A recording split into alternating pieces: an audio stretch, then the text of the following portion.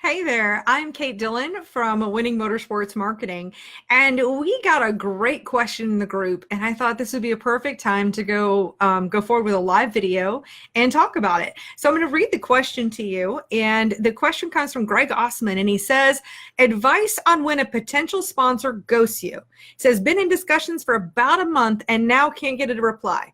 I've called, emailed, and even messaged on LinkedIn since that's where I got the lead from."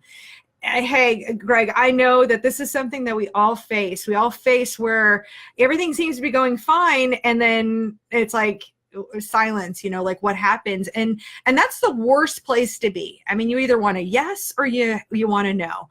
And honestly, this is where a lot of people drop off. And this is where you really just have to keep on going. And I can give you some tips on how to be persistent without being annoying.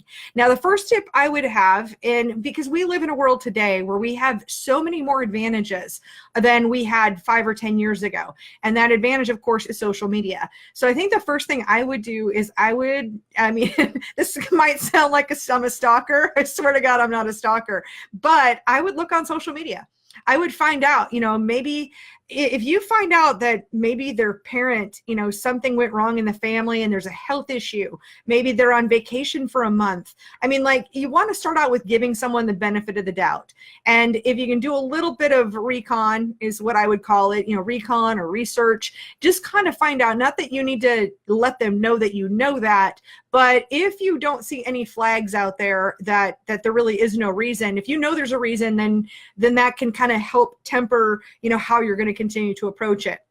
I would say the next thing to do would be to, I always suggest using the form of communication that people show you that they enjoy using the most. So in my case, I tend to be very flexible and egalitarian. If it was up to me, I would probably do everything like by email. I don't know. I don't even know which one I would use, but I find myself, half of my life is communication.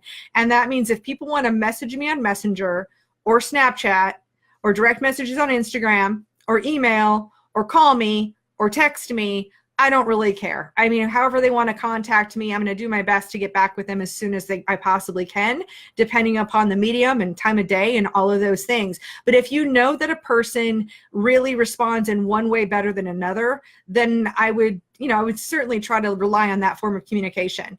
The second one I would do is I like the phone. The thing about the phone is it's just a different medium because everything else can be really flat. And especially with the email, let's say with an email, with text messaging now, what's great is we do have little emojis and we can set the tone for what we're trying to say. Because the same words, if a person is in a bad mood, they're going to read something one way versus another. You may have meant it in a nice way, but they could just take it wrong because it's so flat in email. So I would really recommend phone calls. And I was in sales for a long time and I got a great tip. So this isn't I wasn't original. This isn't original to me, but I'm going to share that with you. And so let's say, since we're talking about Greg's question, I'm going to pretend I'm calling Greg. So I'm going to say, "Oh, hey, Greg. Hey, I'm sorry I missed you.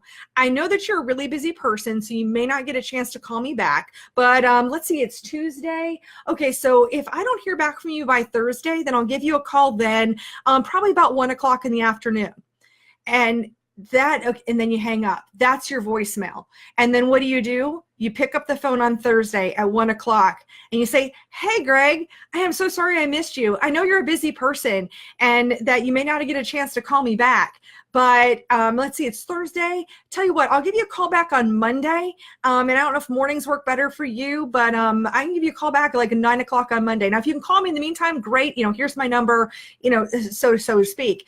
So what you're doing there is, a lot of times what happens is when you reach out to someone and then they're busy, like this time of year, especially in the race car parts business, anybody in manufacturing, I've talked to more than one business this year that we're insane right now. We are so covered up with orders, and all of us are incredibly grateful, but keeping up is not even in our language right now. It is just a matter of how far behind you are right now. And he or she could definitely be in that same situation. So what happens, have you ever been in that situation where somebody calls you and you're like, "Oh, I meant to call them back, but now it's been like 2 or 3 days. And if I call back now, I mean, like, you totally feel like a jerk. You feel like an asshole because you feel guilty that you didn't return their call. You always feel like that. So by leaving messages like that, and you do this for probably 2 to 3 weeks, and you're calling them, you're giving 2 to 3 days in between each of the increments. You're giving them, because what you're doing is let them off the hook. Hey, don't feel guilty. Hey, I understand you're busy. Dude, I totally get that. So if you can't get to it right away, I get that, but I'm going to follow up with you.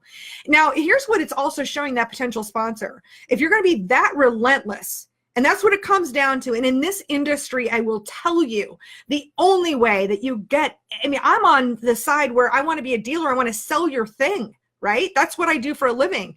You have no idea how relentless I've had to be in order to make that happen. I had 2 calls today. I had my assistant in the office, and I'm like, did you hear what just happened there? Because I was like, that was me being nice, but being relentless because I need my stuff. And that's what it takes, is what it takes in this industry, because we're flying in different directions. We've got marketing, we've got manufacturing, we've got customers who are calling, and when we're managing all of these social media profiles, obviously it depends on the different kinds of companies and what they're doing. I'm not making excuses, but I'm giving you reasons for what's really happening behind the scenes right now, so that it's not necessarily you. It's nothing that you've done. Maybe they could be ghosting you, and I'll get you to the next part here, because what we want to get to is we want to get to a yes, or we want to get to a no. And with that no, it doesn't have to be a hateful no. It could be a legitimate, like, it's not going to work out right now. Maybe it's going to be a next year thing, or whatever the case may be. So another option, I would say, do this phone call thing for 2 to 3 weeks. You get to that final call and you say, in about 3 weeks from now, when you've called them probably 8 times, and you leave them a message and say, hey, Greg, hey, I know, I'm sure that you're busy. I don't know if you're still interested in working with me. If you're not, I'm going to send you an email. And if you don't want to work with me, that's totally fine. If I could just know, so that I can be more prepared and, pursue another sponsorship deal with someone else. I want to give you the first shot at it. And I don't want to think that, want you to think that I'm ditching you or anything, because I'm definitely interested in working with your company. I love your products. I think that I would represent you well. You definitely want to show those aspects of what you're going to do for them. And I don't know what you've already said, or, with any of these discussions. So I'm being very general here. So if you've told them that, you're going to do stuff on social media, maybe you're going to shoot videos. Videos are king, by the way. Just going to give you, that's the secret to the universal right now, is video. But whatever you were promising, make sure you underlie that one more time, and to say, hey, I'm just going to go ahead and shoot you a quick email. And if you're not interested, if you could just let me know, I'd sure appreciate it. I definitely don't want to take too much of your time. And then you follow up. Just whatever you tell them you're going to do, you follow up, and you follow up when you say you're going to follow up. So just like I said earlier, if you call Tuesday and you tell them you're calling back Thursday, you call back Thursday, and you keep doing that. And that, I'm telling you, that persistence will either pay off. Is it annoying? No, not at all. I even had a conversation with somebody today, and we were talking about something. I said, yeah, I definitely like to follow up on that. And he said, well, great. When you learn that, will you call me back? And I said, I gave him permission to follow up with me. I said, here's the deal. I know I'm busy. I know that I'm dropping off on some things. So I give you permission to call me and ask me, hey, Kate, did you do this? I'm giving you that permission. Now, not everybody is as crystal clear as I am. so that's just the way the world is. But, and people want to be nice. The thing is, people don't like saying no, but we've got to get them to know. Because if they're not no, they're just kind of hanging out. And I don't like chaos. I don't like not knowing what's going on. I either want a yes or I want a no. And I can go full force in either of those directions. Let's see. I just want to see. Oh, give them an out is what I was just kind of referring to. So send that following email and just say, hey, just want to reiterate, here are the things I want to do. But if you're not interested in working with me, if you could just please respond and just let me know. Or let me know another time where it would be better for me to follow up with you in the future. If now's not a good time for you or for your company, but you might want to take a look at the following end of the season, You might even ask them, hey, I hope you don't mind, but I'd like to add you to my email newsletter. And I don't know if you guys are doing email newsletters. There's freaking gold waiting for that to happen in our industry. I know I don't get any emails from racers other than when they just want something from me. That's a whole topic for an entire other day. But but you know, if you could just ask them if you can be on their email list, and you send out an email, you know, once a week or once every couple weeks or even once a month, where like, hey, you know, here's the race team and what we've done this month and some highlights of our posts. Don't expect that people are going to be able to, you know, see, just randomly run across you. You want to be able to push that information to them, give that to them, like put it in their lap. And then they'll know that you're serious about what you're doing.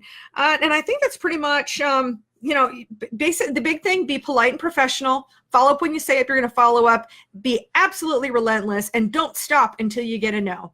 And I thank each and every one of you for being here. I hope this tip is helpful for you. If you have some other tips about how you can be persistent without being annoying, or maybe something that's worked for you, you know, we're here to all work together. And so I'd love to see any of those comments you guys have. Feel free to drop them in, and then we can work together. And I'm always looking to learn something. So thanks so much. Hey, you guys have a great day, and I look forward to talking to you again soon.